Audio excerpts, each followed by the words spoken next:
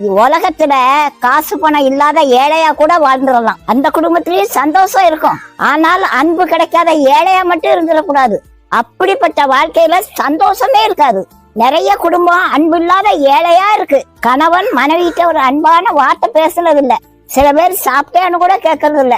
உடம்பு முடியாம படுத்திருந்தா உனக்கு என்னமா செய்யுதுன்னு கூட கேட்க ஆள் இல்ல. நிறைய பேர் மனைவிய வீட்டு வேலை பார்க்க ஒரு மிஷினா தான் பாக்குறாங்க. அந்த மாதிரி பிள்ளைங்க வடிக்கிற கண்ணீருக்கு அளவே கிடையாது. அவங்க வாழ்க்கையில ஒரு சந்தோஷமும் கிடையாது. இதுதான் அன்புக்கு ஏங்குற ஏழை குடும்பம். கவலைப்படாத ராசாச்சி, உன்னை நேசிக்க ஏசப்பா இருக்காங்க. தேனை விட மதுரமா இருக்கும் ஏசப்பா வார்த்தை. அவர்தாமா உன்னை உண்மையா நேசிக்கிறாரு.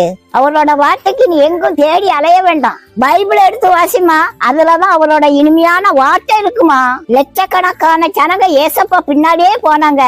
எதுக்கு தெரியுமா? 500 1000 கொடுப்பாங்கிறதுக்காக இல்ல, அவரோட இனிமையான வார்த்தையை கேட்கத்தான் போனாங்க ராசாச்சி.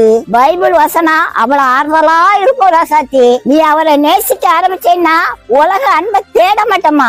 உலக அன்பெல்லாம் ஆசை 60 நாள், மோகம் 30 நாளுங்க மாதிரிமா. அது மாறியும் போகும், மறைஞ்சி போகும் ராசாச்சி. ஏசப்பா அன்பு ஒரு நாளும் மாற